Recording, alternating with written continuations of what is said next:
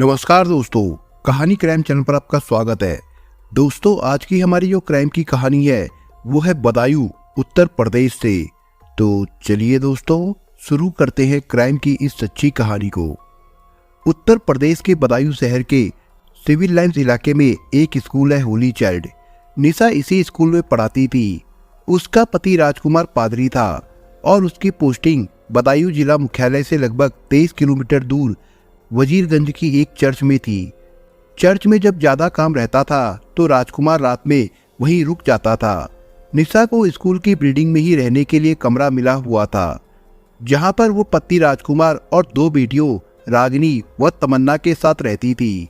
राजकुमार और निशा की मुलाकात लखनऊ में पादरी के काम की ट्रेनिंग के दौरान हुई थी, जो कि बीसीसीआई संस्था द्वारा अपने धर्म प्रचारकों को दी जाती है।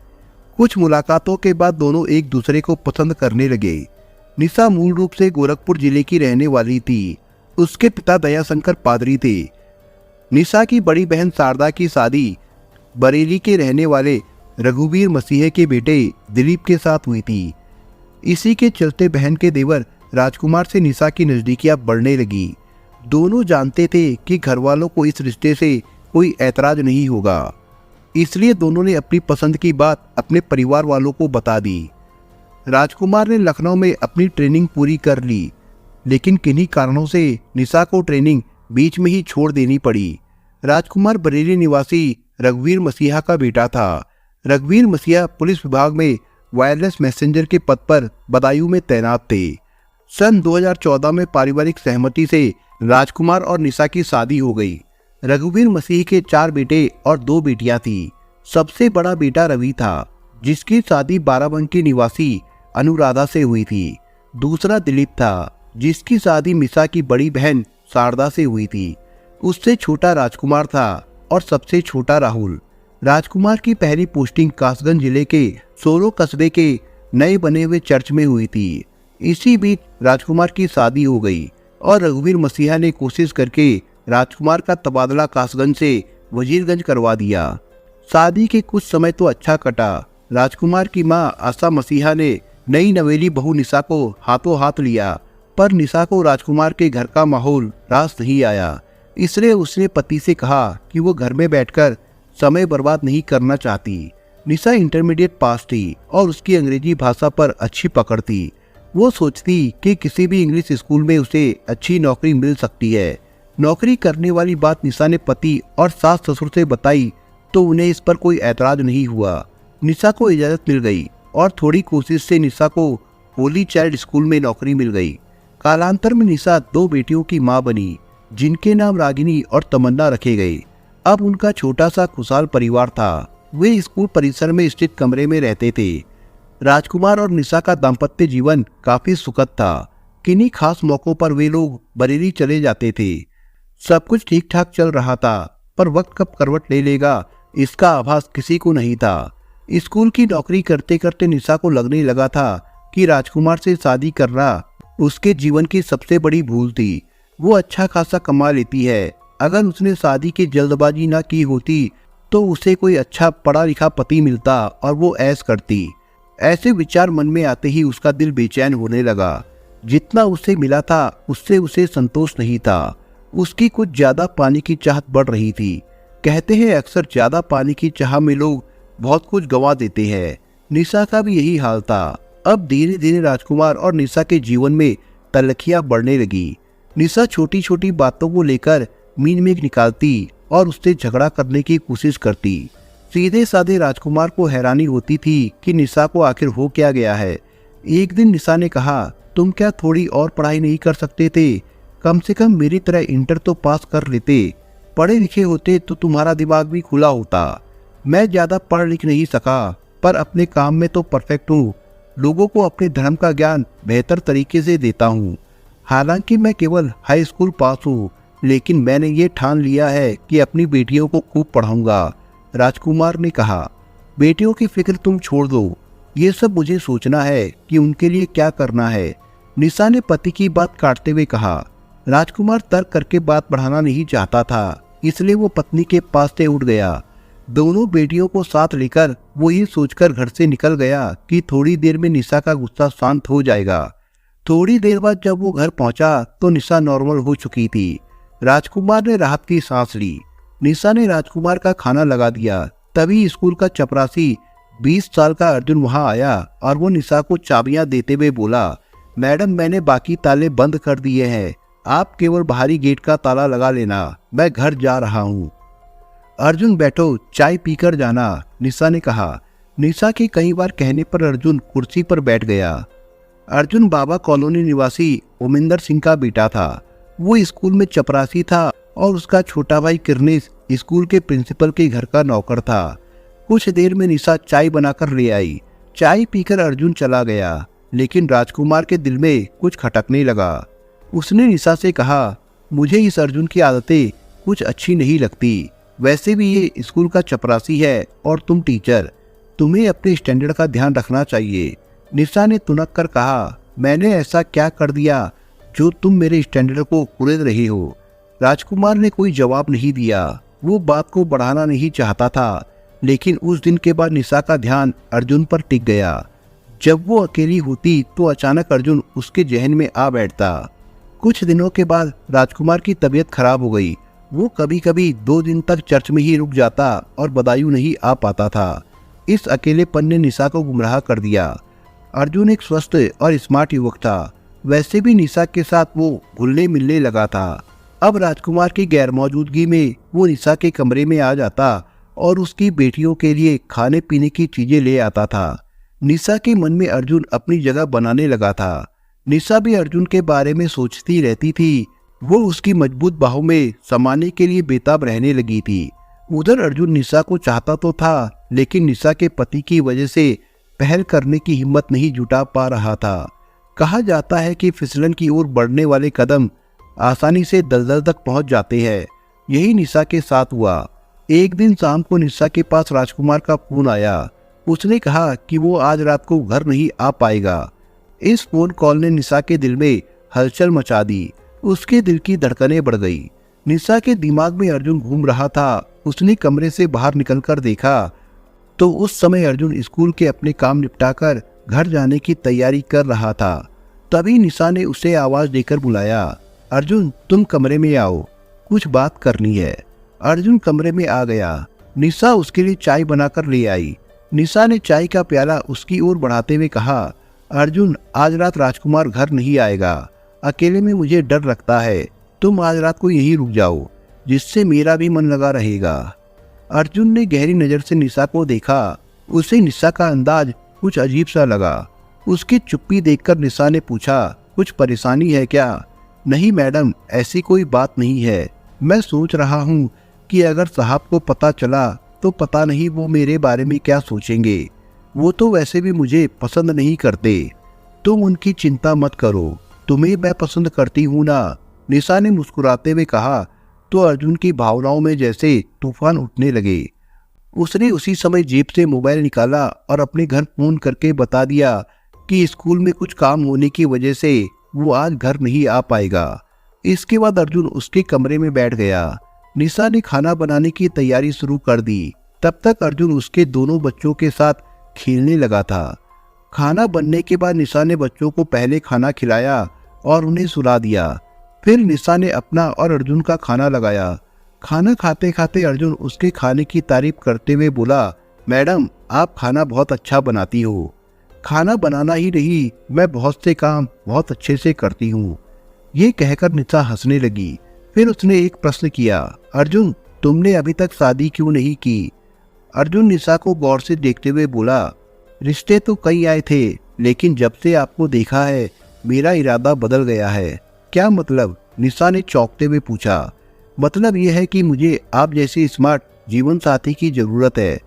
अर्जुन की बात सुनकर निशा मन ही मन खुश हुई कि इसका मतलब वो उसे पहले से ही चाहता है।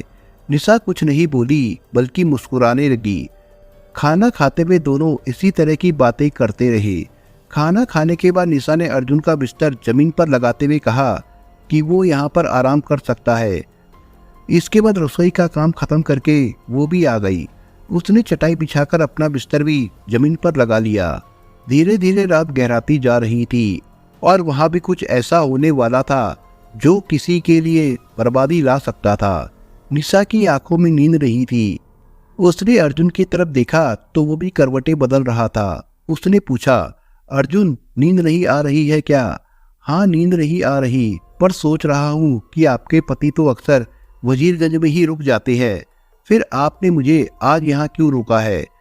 निशा ने हंसते हुए कहा, तुम क्या सचमुच अनाड़ी हो या अनजान बनने का नाटक कर रही हो? मैंने तुम्हारी आंखों में कुछ खास देखा था, वही पिछले कई दिनों से मुझे परेशान कर रहा है। अर्जुन, भूख अक्सर दो लोगों को एक दूसरे के करीब ले आती है। ये क्या कह रही है आप? अर्जुन बोला, ठीक ही बोल रही हूँ, मैं तुमसे प्यार करने लगी हूँ अर्जुन।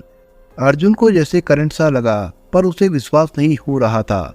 निशा ने आगे बढ़कर अर्जुन का हाथ पकड़ा और कहा, डरो मत अर्जुन, मैं तुम्हें सचमुच चाहती हूँ और ये कोई गुनाह नहीं है।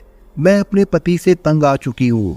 अर्जुन फिसलन की कगार पर खड़ा था। निशा के स्पर्श से वो दलदल में जा गिरा। शादीशुदा और 2 बच्चों की मां ने उसे एक ऐसे दलदल में खींच लिया जिसके अंदर जाना तो आसान था, पर बाहर आने का कोई रास्ता नहीं था। उस दिन के बाद से रिश्तों की दिशा और दशा ही बदल गई। अपनी तबाही से बेखबर राजकुमार अगले दिन घर आ गया। राजकुमार की बर्बादी की नींव रखी जा चुकी थी। बीवी ने बेवफाई करने के लिए कमर कस ली थी।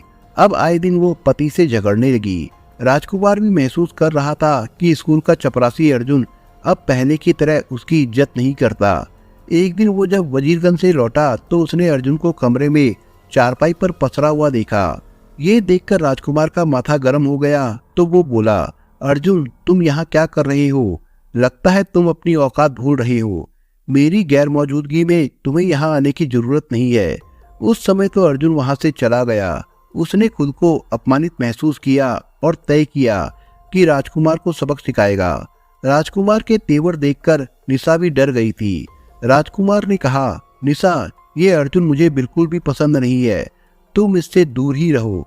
देखो मैं सोच रहा हूँ कि अपना तबादला बरेली में ही करा लूं। पापा भी रिटायर हो गए हैं, अपना मकान भी उन्होंने बना लिया है, फिर तुम्हें भी बरेली में कहीं नौकरी मिल ही जाएगी। देखो अर्जुन इसी स्कूल में काम करता है, तुम्हारे जाने के बाद वो मार्केट से घर की जरूरत का सामान भी ला देता है। तुम खामखा उस पर गर्म हो रहे थे। देखो हमें यहाँ कमरा मिला हुआ है, यहाँ कोई परेशानी भी नहीं है। और फिर ये बात तुम जानते हो कि मैं जॉइंट फैमिली में नहीं रह सकती। निशा ने पति को समझाया, इस मामले में मैं घर वालों से बात करूंगा। ये कहकर राजकुमार बाथरूम में चला गया। राजकुमार को अभी तक ये पता नहीं था कि अर्जुन और उसकी पत्नी निशा के बीच किस तरह के संबंध है। पिछले 6 महीने से वो महसूस कर रहा था कि निशा बदल रही है। कहते हैं कि इश्क और मुस्क छिपाए नहीं छिपते। निशा और अर्जुन के संबंधों की असलियत भी सामने आ ही गई। उस दिन अर्जुन घर जाने ही वाला था कि राजकुमार का पत्नी के पास फोन आ गया कि वो आज रात को घर नहीं आएगा। ये खबर सुनकर निशा खुश हो गई। उसने अर्जुन को बुलाकर कहा, आज रात फिर से अपनी ही है, क्योंकि राजकुमार आज भी नहीं आएगा। ऐसा करो कि तुम नहा धोकर फ्रेश हो जाओ, तब तक मैं तुम्हारे लिए चाय बनाकर लाती हूँ। निशा ने गैस पर चाय चढ़ा दी। अर्जुन भी फ्रेश होने के लिए बाथरूम में घुस गया। फ्रेश होने के बाद वो निशा के साथ साथ चाय पीने लगा। चाय की चुस्कियां लेते हुए वो बोला, ऐसा आखिर कब तक चलेगा? हमें कुछ करना ही होगा। हाँ करेंगे, कहते हुए निशा ने कहा, अभी तो इन पलों को जियो जो हमें मिल रहे हैं। इसके बाद दोनों मौज मस्ती में लीन हो गए। अर्जुन इस बात से बेखबर था कि उसने बाहरी गेट बंद नहीं किया था। तभी अचानक दबे पांव राजकुमार वहां पर आ गया। बीवी को अर्जुन की बाहों में देखकर वो आग बबूला हो गया। उसने अर्जुन की टांग पकड़कर खींची और उसे कई तमाचे जड़ दिए।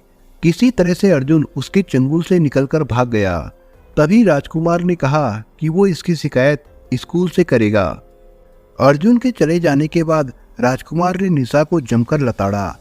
निशा उसके पैरों में गिरकर अपनी गलती की माफी मांगने लगी। उसने कह दिया कि अब हम यहाँ नहीं रहेंगे। राजकुमार ने पिता को फोन पर सारी बातें बता दी और कहा कि अब हम बरेली में नेकपुर स्थित अपने घर में रहेंगे। पति का फैसला सुनकर निशा परेशान हो गई। वो किसी भी हालत में बदायूं को छोड़ना नहीं चाहती थी, इसलिए उसने ये तय कर लिया कि वो पति के नाम के इस कांटे को अपनी जिंदगी से उखाड़ फेंकेगी। अगले दिन राजकुमार वजीरगंज चला गया। निशा ने मौका मिलते ही अर्जुन को एकांत में बुलाकर कहा, अगर मुझे चाहते हो तो तुम्हें राजकुमार को रास्ते से हटाना होगा। अर्जुन का दिल तेजी से धड़कने लगा, क्योंकि ऐसा तो उसने कभी सोचा भी नहीं था। उसे चुप देखकर निशा बोली, हाँ मैं ठीक कह रही हूँ। आज राजकुमार जब घर आएगा तो तुम घर आकर उससे अपनी गलती की माफी मांगना और उसका विश्वास जीतना। इसके आगे क्या करना है मैं बाद में बताऊंगी। अर्जुन ने ऐसा ही किया। राजकुमार जब घर पहुंचा तो अर्जुन उसके घर चला गया। उसे देखते ही राजकुमार उस पर भड़का तो अर्जुन ने उससे अपनी गलती पर अफसोस जताते हुए माफी मांग ली। सीधे साधे राजकुमार ने उसे माफ कर दिया और कहा कि अब वैसे भी हमें यहाँ नहीं रहना है। अर्जुन के दिल में राजकुमार के प्रति क्या था, ये बात राजकुमार नहीं जानता था। राजकुमार मौत की दस्तक को सुन भी नहीं पाया था। 15 जून 2019 को अपनी योजना के मुताबिक अर्जुन अपनी बाइक पर आया। उसने राजकुमार से कहा, चलिए मछली लेने चलते हैं। राजकुमार भी माहौल का तनाव कम करना चाहता था। वो अर्जुन को माफ कर चुका था। साजिश से अनजान राजकुमार अर्जुन के साथ बाइक पर बैठ गया। अर्जुन बाइक को इधर उधर घुमाता रहा। फिर बाइक मंझिया गांव के सुनसान इलाके में ले गया और बोला, अब बाइक आप चलाओ, मैं पीछे बैठता हूँ। राजकुमार ने ड्राइविंग सीट संभाली। दोनों सरकी रेलवे स्टेशन से कुछ ही दूर पर पहुंचे थे कि बाइक पर पीछे बैठे अर्जुन ने जेब से तमंचा निकाला और राजकुमार के सिर पर गोली मार दी। राजकुमार का बैलेंस बिगड़ा और वो बाइक समेत जमीन पर गिर गया। राजकुमार खून से लथपथ था। अब योजना के मुताबिक राजकुमार को रेलवे ट्रैक पर डालना था ताकि उसकी मौत ट्रेन एक्सीडेंट लगे। खून से लथपथ राजकुमार को अर्जुन ने रेलवे ट्रैक पर डाल दिया। उसके कपड़े भी खून से लथपथ थे। रेलवे लाइन पर पड़ा राजकुमार तड़प रहा था। वो अभी जिंदा था, पर अर्जुन ने जो सोचा था वो हो नहीं सका। कासगंज से बरेली जाने वाली ट्रेन तब तक गुजर गई थी। अब सुबह 5 बजे से पहले वहां से कोई गाड़ी निकलने वाली नहीं थी। अर्जुन ने बाइक स्टार्ट की और घर आ गया। उसने खून सने कपड़े उतारे। कपड़ों पर लगा खून देखकर घर वाले सन्न रह गए। उन्होंने अर्जुन से जब सख्ती से पूछताछ की तो पता चला कि अर्जुन ने राजकुमार का कत्ल कर दिया है। अर्जुन ने अपने कपड़े धो डाले और घर वालों से सख्त लहजे में कहा कि कोई भी अपना मुंह नहीं खोलेगा। उसने निशा को काम हो जाने की खबर फोन पर दे दी। रात जैसे तैसे गुजर गई। सुबह मॉर्निंग वॉक पर निकले लोगों ने रेलवे ट्रैक पर लाश देखी तो किसी ने इसकी सूचना पुलिस को दे दी। पुलिस वहां आ गई और लोगों से लाश की शिनाख्त कराने की कोशिश की, पर उसकी शिनाख्त नहीं हो पाई। सिविल लाइन थाने की पुलिस भी वहां पहुंच गई। उधर राजकुमार को 15 जून को बरेली जाना था। ये बात उसने फोन पर अपने पिता रघुवीर को बता दी थी, लेकिन वो रात में घर नहीं पहुंचा तो घर वाले परेशान हो गए। इधर थाना सिविल लाइंस के थाना प्रभारी ओपी गौतम, सीओ राघविंदर सिंह राठौर और एसपी जितेंद्र कुमार श्रीवास्तव भी मौके पर पहुंच गए थे। फॉरेंसिक टीम भी जांच के लिए पहुंच गई थी। जांच में पुलिस को मृतक की जेब से 100 रुपए का एक नोट और एक पर्ची मिली। पुलिस ने जरूरी कार्रवाई करके लाश पोस्टमार्टम के लिए भेज दी। 17 जून को लाश का फोटो अखबारों में छपा तो रघुवीर के एक रिश्तेदार जेपी मसीहा ने उन्हें फोन करके पूछा कि राजकुमार कहाँ है। रघुवीर ने कहा कि राजकुमार को बरेली आना था पर आया नहीं है। सब जगह फोन कर लिया पर उसका कुछ पता नहीं है। तब जेपी मसीहा अखबार लेकर रघुवीर के घर पहुंच गए और उन्हें अखबार दिखाया। अखबार में अपने बेटे की लाश का फोटो देखकर रघुवीर की आंखों में आंसू निकल आए।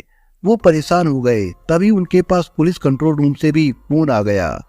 रघुवीर अपने जानने वालों के साथ पोस्टमार्टम हाउस पहुंच गए और लाश की शिनाख्त बेटे राजकुमार के रूप में कर दी। निशा भी किसी से खबर पाकर घड़ियाली आंसू बहाती हुई पोस्टमार्टम हाउस पहुंची। वो वहां इस तरह से रो रही थी जैसे उसका सब कुछ लूट गया हो। निशा के हाव भाव देखकर रघुवीर की समझ में कुछ कुछ आ रहा था। उन्हें शक था कि उनके बेटे की हत्या निशा ने कराई होगी, क्योंकि उसे रंगे हाथ पकड़ने पर राजकुमार ने उसकी शिकायत अपने पिता से कर दी थी। रघुवीर ने जांच अधिकारी के सामने अपनी पुत्रवधू और अर्जुन के नाजायज संबंधों का खुलासा कर दिया था। पुलिस ने अर्जुन को हिरासत में ले लिया। पुलिस ने निशा और अर्जुन को आमने सामने बैठाकर पूछताछ की तो दोनों एक दूसरे पर इल्जाम लगाने लगे। उनकी मोहब्बत की हवा निकल चुकी थी। दोनों ने ही अपना जुर्म स्वीकार कर लिया। अब दोनों को जेल जाने का डर सता रहा था। पुलिस ने धारा 302, 201 के तहत मुकदमा दर्ज करके उनसे विस्तार से पूछताछ की और कोर्ट में पेश कर जेल भेज दिया। रागिनी और तमन्ना ने माँ बाप दोनों को खो दिया था। राजकुमार की माँ आशा मसीहा ने कहा कि उसे तो विश्वास ही नहीं हो रहा कि उनकी बहू उनके सीधे साधे बेटे को मरवा सकती है। अब इस उम्र में उन्हें अपने बेटे की बच्चियों की परवरिश के लिए जीना होगा। निशा के पिता दयाशंकर और माँ गीता को बेटी के इस गुनाह पर अफसोस होता है। उन्होंने तो कभी कल्पना भी नहीं की थी कि निशा ऐसा भी कुछ कर सकती है। काश राजकुमार मौत की दस्तक को सुन पाता तो उसे अपनी जान से हाथ नहीं धोना पड़ता। दोस्तों, इस कहानी के बारे में आपके विचार क्या है, हमें कमेंट बॉक्स में जरूर बताएं। और दोस्तों, अगर आपको हमारा काम पसंद आया हो तो वीडियो को लाइक शेयर जरूर करिए। और अगर आपने अभी तक चैनल को सब्सक्राइब नहीं किया हो तो जाने से पहले चैनल को सब्सक्राइब जरूर करिए दोस्तों। धन्यवाद।